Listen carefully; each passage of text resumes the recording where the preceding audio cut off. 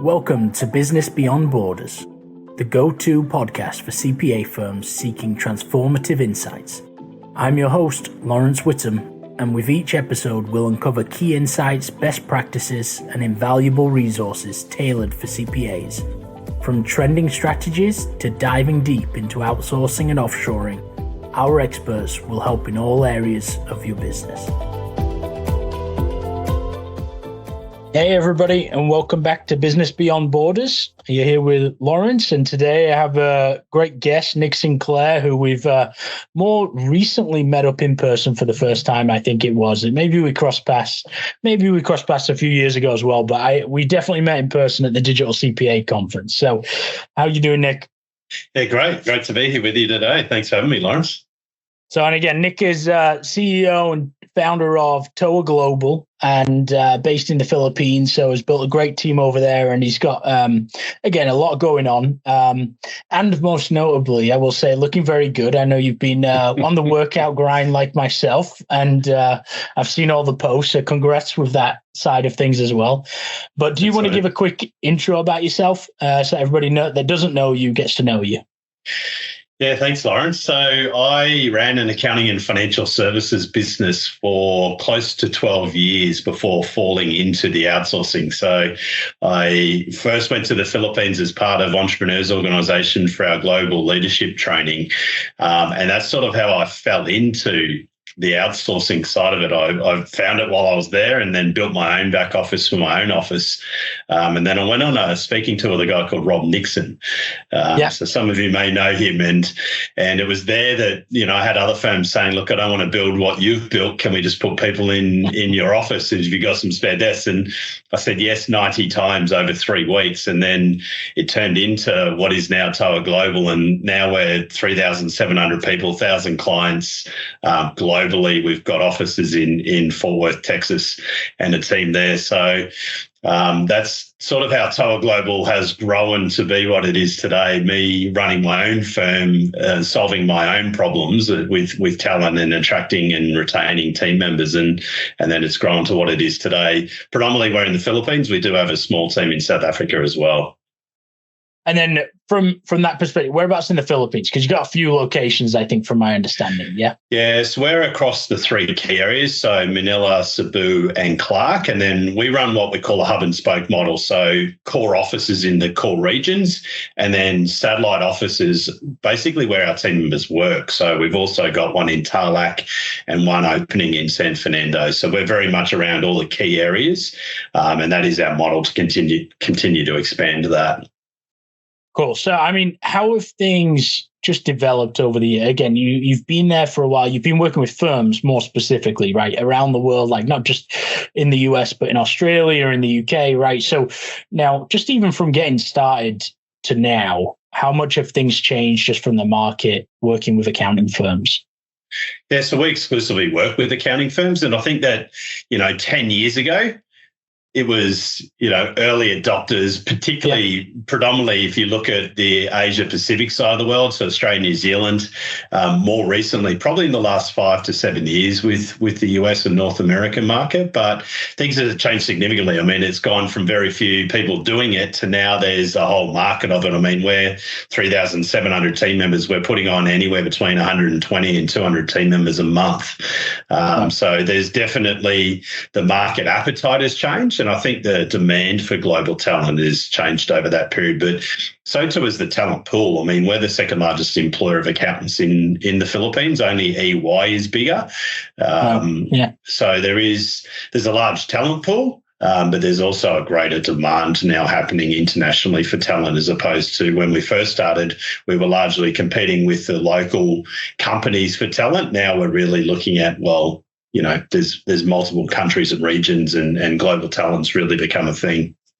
So how much more do you need to do just to knock EY off the top spot out of interest? A couple of thousand, so not a huge amount. Within a few years, we'll be there. But I think that, we've got a very different market to them. They really like the CPA graduates. There's about 3,000 to 5,000 CPA graduates. They take about 50% of them a year. They really have them for 3 years, and then they get rid of them typically. So we typically want to take from them once they've got that 3 to 5 years of I suppose, local accounting experiences when we want them. So, we're happy if they're bigger because we ultimately take from them after they've trained the people and they become too expensive. They don't want them anymore and they want to get a bunch of fresh graduates again. So, it's a good little thing, but yeah. It's a good curve. And then I know you've got AB Squared, right? And you've got sort of like a learning institute and things like that. So, and again, this is where I think that development of talent is very important for firms here in the US to understand as well, in that even themselves, right? I mean, looking into building talent out from the grassroots level, right? And areas that they can be focused on, and they can do that with the outsourcing providers as well, but with a focus on that teaching and training being a very, very important aspect for those first couple of years. And I think that's one of the difficulties that some firms have, even just starting with an outsourcing firm, right? Understanding that, no, you do have to put some time in to train and get them used to things. But can you tell us a bit about AB Squared and just a bit about how you're working with firms within that as well? I think that would be very helpful. Yeah, I think to put some context around it, one of the big things that when we first started with TOA Global, we thought that it would just be give our clients a person, give them the facilities and infrastructure and structure to succeed, and then they would do their thing and they would win. But what we quickly learned is that clients are not necessarily great at managing people, particularly when you've got them in another country with our cultural differences. They're not necessarily brilliant at training as well.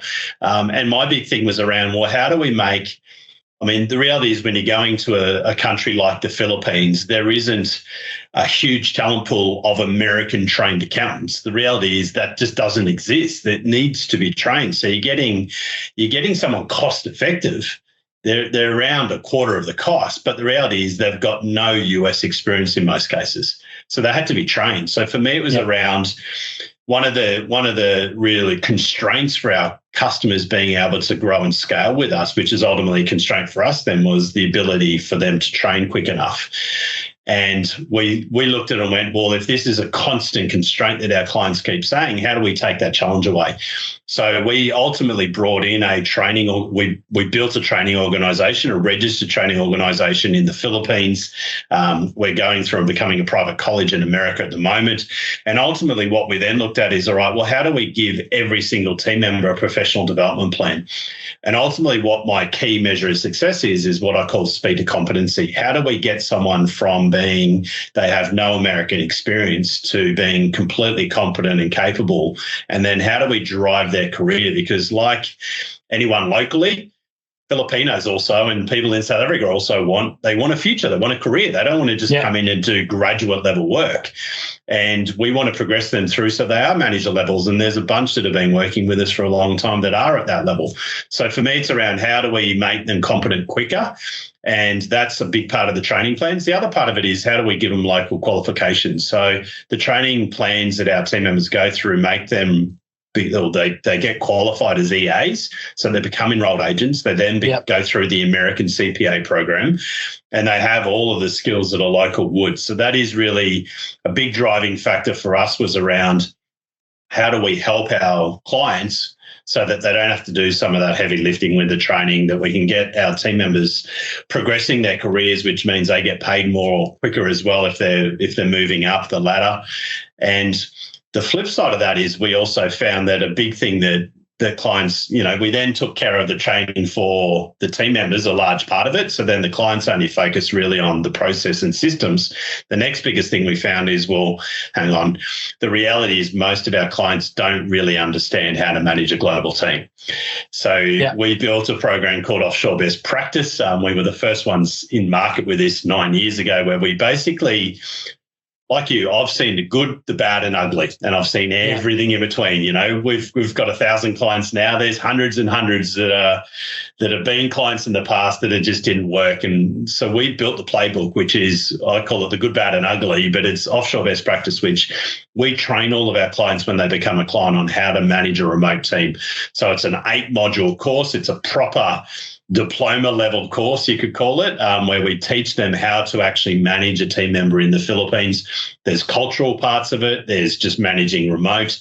That's really stage one. We then put them through leadership courses after that, because the thing with accelerating and building global teams is a lot of the times firms locally now have people that are managing remote teams that wouldn't even be managing someone locally.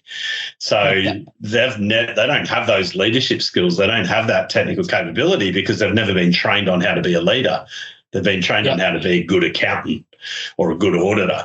So I think for me, that was the big thing with AB2, was around how do we train to speed up the competency of our local team or team members in the Philippines and South Africa. But then how do we train our clients so that they can manage and grow a global team and not just, have to guess and learn from all the mistakes that others have made in the past before them.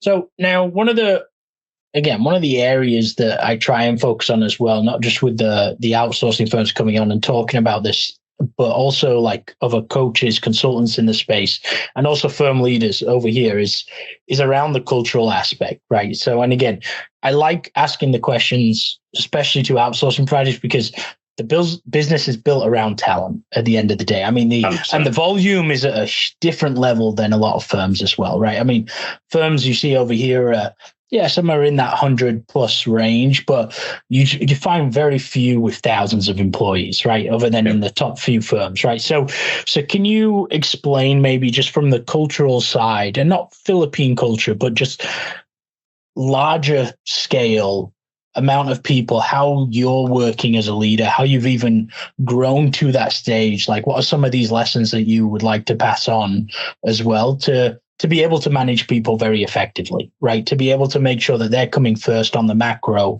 side of things as well. And I know we were discussing just a few minutes ago about some of the law changes going on, and right, you're planning well ahead of time, and you're now looking at different hybrid options for your team members, right? So that they're getting the best bang for their buck in a sense of a career path and things like that. Like seeing everyone else working virtually, guess what? It makes people want to work virtually, right? So can you talk about that a little bit? And again, from you don't have to dive in too deep. I know that some of it is you're initially planning for and things haven't happened yet. So, but that will definitely help, especially now for firms looking at how do I improve my culture internally.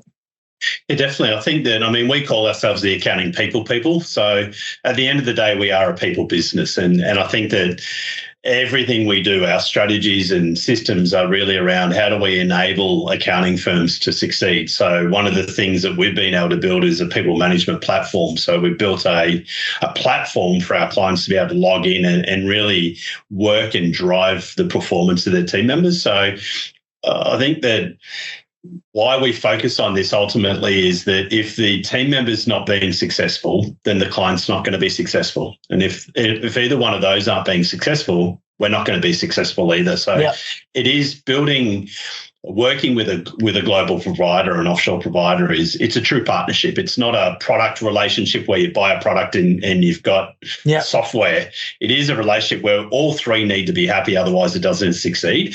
So we are constantly looking at our offering to our team members to really look at how do we enable and grow their careers? How do we provide them with the best workplace where they want to work and also build a career? So we don't look at providing jobs. We provide careers, and we want our team members to work with us long term. So everything we do really fits around that. And obviously the legislation at the moment only allows us to either work fully remote in the Philippines or in office, and they have to be through separate entities. We can't have the same entity. It's just the way the legislation works in the Philippines. But we know that the reality is that there's a combination of a couple. Some clients want in office and that's all they want. Some people want remote and that's all they want. And some people want that flexibility with hybrid. And hybrid is a project that we've been working on for close to 3 months now. We believe it will be passed so that we can, from a legislation point of view, actually do hybrid from the middle of the year. So at the moment, we can't offer it based on the areas where we operate, but we know that the legislation will pass. But But that means that we're going to potentially have thousands of team members that, are working currently in office that now need to be able to be set up so that they work under our security and infrastructure from home. Now, luckily, we have about 13% of our workforce. So we have, hundreds and hundreds and hundreds of people that are working in a remote environment. So now it's a matter of how do we alter that. But, I think that the one thing that I are constantly working with our executive and our global leadership team and then our local teams around is how do we continue to enable our team members to be successful and have careers so that they can enable our clients to be successful. And, that comes back to tenure recognition. It comes back to recruitment. It comes back to onboarding, all the things that we generally, as a practitioner, when I had my firm, I spent very little time and energy focusing on my team. And that wasn't because I didn't want to. I love my team. We had a great culture, but we just weren't big enough. And we probably didn't spend enough time prescriptively building strategies. It sort of just happened. So I think that's the thing that I've learned really over the last 10 years of running TOA and founding TOA was, your people are your biggest asset. Everything we do needs to be driven around how do we continue to grow their careers? How do we provide a workplace where they want to not only join but stay? And then how do we teach our clients on how to build the culture? Because ultimately, we don't have the full say. The team members, I suppose, experience with us is 99% of it is with the client. Yeah. So how do we help the client to understand how to manage and grow and drive a team? And how do we have them have their culture within our culture? And that's a big thing is that we've really become an education company for our clients. And then the secondary thing is we've given the talent. Yeah. Yeah. And that's the important thing to actually make sure firms are really using their time wisely internally from a leadership perspective as well. They have to invest that time with their outsourcing firm, not just with the team members that they're working with, but also with the management from the outsourcing firm to be able to scale from a cultural perspective, right? And be able to translate some of that culture over. But like you said, to plan properly, that's the way. You go and talk to any coach, consultant that you have, like anybody's going to tell you, if you have a goal, if you don't put it down on paper, you're never going to hit the goal, right? You never, if you've got no metrics there, how are you going to measure whether you've even got halfway there, right? And it's just never going to happen. Even just from a simple perspective, like every single coach will tell you the same thing. But a lot of people don't go and plan as to, they have 3, 5, I've seen firms with 20 people offshore that haven't even put together a proper plan as to how they're being utilized and how they're actually involved in the team, in the actual whole firm's team in that perspective, which is a bit silly when at that point you're sort of hitting, you've probably got about 100,000 in monthly salaries going out, right? Yeah. In that sense. So it's, but it just hasn't correlated in that path yet. And can I give you an example of that, Lawrence? Yeah, I think this would be a great one that had value. I had a client the other day that they bought one of our clients. So they didn't have a global team, but our other client that they bought had a team of about 20 people. So this firm's about 75 people. They basically inherited this offshore team of 20 people. And we've been working hard with getting a strategy built because it was a tactic. It wasn't really a strategy. And I said to them, look, how are you looking to grow the team now? And they said, well, this is amazing. Like we've got a team of 20. We're saving at least $40,000 per person. So it's putting $800 to $1 million on our bottom line. So we see the value in it from a revenue point of view. And we're also seeing it from an output point of view with the productivity of them. And they said to me, Nick, pretty much every time someone leaves locally, we're asking the question, should they be offshore or should they be local? And in 99% of the cases, they should be offshore. And I said, that's amazing, but you're going to be in trouble in 3 to 5 years if you put everyone with us. And I said, if I was being a sales guy, I'd be like, put everyone with us. Everyone should go offshore. And most providers will tell you that. But the reality is that's the worst thing you can do, because I said to them, what people do you need locally in 3 to 5 years? Because you still need to bring graduates in, but instead of taking them 7 years to get to a manager, you need to fast track them. I said, so you can't build a global strategy in isolation. It needs to be your whole firm strategy, because in 3 to 5 years, if you put everyone globally with us, awesome. but you're going to be in trouble because there's no one local to actually be able to train them, and you're going to have managers and all your senior staff in a global environment. So it is really a combination of making both your local and your global strategy working. And that's a big thing we teach our clients, is how to actually design and build a people strategy. I know we've had many conversations. That's in essence what you do, is go in and help them to actually plan it, because it's not a tactic. It has to be a strategy. And that's why even within our business, right from day one, we put account managers in America. We put account managers in Australia, because you need someone locally that you can work with around that strategy, around, I'm having these challenges with managing the team. What are the frameworks or process that we've already got that we can teach them? And that's really why we have that local account management, as well as having obviously that same level in the Philippines and South Africa and whatever other countries we move into in the future. But I just want to make that point that, building a global team, yes, there's the cost arbitrage. That's the benefit of it. But you need to go in with the right strategy, because if you're only thinking about let's get everything offshore, you're going to be in trouble. Equally, if you just put one or two over there, but you've got a team of 100 locally, you're not maximizing the strategy. So I think, Lawrence, you do this all day, every day, as much as me how critical that is, because like our client that has 20 people and we're just going to keep growing it, in 5 years, it would have been a problem. And they wouldn't have seen it coming. It would have just sort of slapped them in the face, and they would have went, well, hang on, what happened?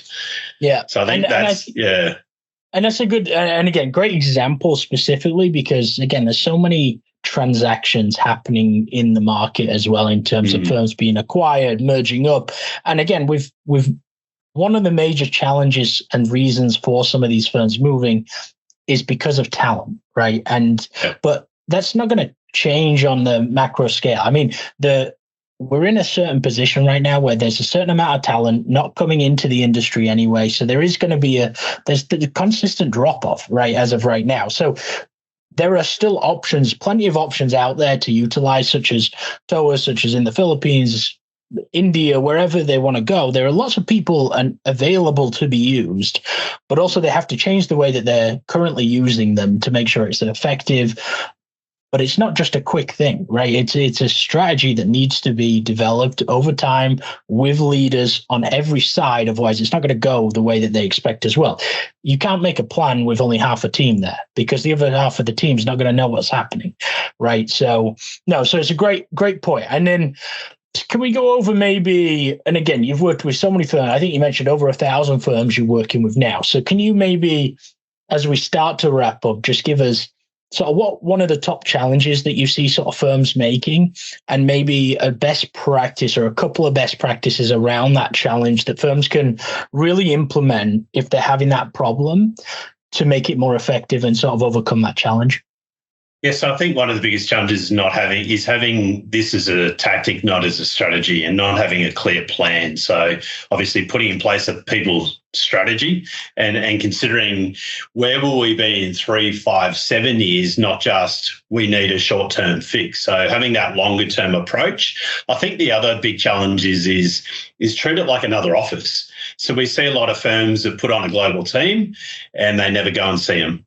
And I think that's the reality is these are your people. They just happen to be another office of yours, and that office happens to be in another country. So treat them exactly like you would if you had another office within America. You'd go and visit them. You would make them feel part of your culture. You would do all the things that you would do for your team that are local. Do the exact same with your global team. Don't treat them like an outsource center where you're sending work. Treat them as another office. And I think that's the key thing. And I think that the third one, which is probably the most critical to me, is the most technical person that you have in your local office is not necessarily the best person to train these global people. And I think that you need to look at it as the team, whoever is managing the global team, need to have strong leadership capability, because building a global team really exposes weakness in process and systems and poor leadership. So make sure that whoever is the onshore, what we call the onshore champion, is a strong leader and a really, really strong communicator, and that they understand the culture of the country where they're operating. Invest as much time in your local team and the knowledge that they're going to require to be successful. And I know that you help a lot of firms doing that, Lawrence, which is awesome, because it really sets firms up for success. Otherwise, if you go, here's a team in another country, good luck, then you're in trouble.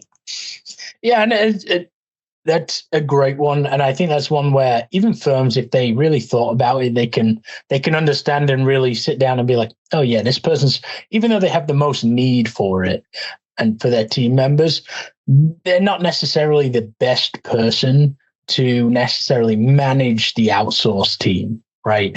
And it's and again, there's a reason why they're probably not being successful hiring internally as well, right? Or actually retaining their internal talent in a lot of cases, right? So, and that's okay, but you've got to understand who's on your team, right? Who's the technical ones that want to sit behind the desk, do the work, right? And they're fine being involved from that perspective, but who are the leaders that are actually going to sit down and train and make sure they give feedback appropriately, make sure they look at things from a neutral perspective and say, hey, you know what? We can improve this process. It's not just the individual necessarily. Maybe it's a process flaw, right?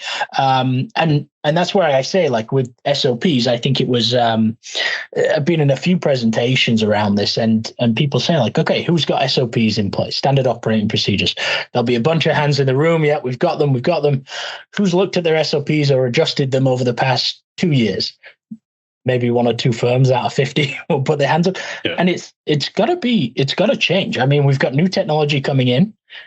You've got new people from international teams coming in that you may need to segment a process and maybe say, hey, listen, these individuals can only really do this part of the process, right? For whatever reason. It may be a technical skill set gap. It may be just in terms of it's not functional for them to interact with certain clients until they've got to a certain amount of exposure, for example, right? But it's adjusting those processes is very important, and every firm should be looking at them very regularly, realistically, like to make sure that somebody's at least having that oversight. So I think that's a very good point, especially from, again, firms can do it internally. So they don't need somebody else to necessarily come in. You know your people the best, hopefully, right? But you've got to assess it as well and make sure we understand, like, all right, this partner's not the best to necessarily run this side of it. So, no, it's very cool, Nick. And again, I see all the time, you give lots of value. And again, the AB squared is cool that you're actually training firms as well. I didn't realize from that perspective, but I think it's a huge aspect. I see you posting all the time on LinkedIn with different best practices and things like that. So definitely somebody for everybody listening to follow and look out for these areas. I mean, is there anything that you want to share prior to wrapping up, just from, again, what firms can maybe do differently, right, as well, just from this outsourcing perspective, that you're just like, guys, do this. You'll be much more well off if you just go back and sit and do this internally. And it comes back to planning and strategy and these types of areas. But if you have anything else to wrap up with, we'd love to hear it. Yeah, no, I think at the end of the day, for me, it's around focus on your people. Your people are your biggest asset. So set not only financial targets, but what is the people strategy that our firm needs over the next 1, 3, 5, 7, 10 years, because the talent shortage isn't going away. There's a huge talent pool globally of strong accountants. I know in the Philippines, we get over 3,000 applications a month. And I know there's a multiple array of other countries we're looking at expanding into as well. So there's a huge global talent pool that can help supplement it, but it's not the answer. It's not the sole answer. You need to be able to have people locally. So what is going to make your firm attractable so that you can attract strong talent locally as well as globally, and building a plan so that you can have both. Because what I hate seeing is businesses turn away work because they don't have enough leverage being people. When there is enough people out there, you're just not building the strategy and executing it properly. So don't ever let we can't get talent be a reason why you can't run a proper business, and that you're stuck working in your business. So I think there's a great opportunity to focus on our biggest asset, which is our people, and let the people look after your clients. Cool. No, appreciate it, Nick. And we'll definitely post some of the links and stuff that you have from the website and wherever you want them to contact you. But do you want to just quickly let them know, like, what's best to reach out to you? The easiest way is LinkedIn. I'm quite active there. As you said, I post pretty much every day content because the more we can educate people on managing and growing people, then the better we will all be. So yeah, Nick Sinclair at LinkedIn is the easiest place for them to find me. Cool. All right, Nick, appreciate it. And thank you for everyone for joining today. And again, please reach out to Nick if you've got any questions, or you can reach out to me. Happy to connect you up. And we look forward to seeing you on the next episode of Business Beyond Borders. Thank you. Thank you for tuning in to Business Beyond Borders.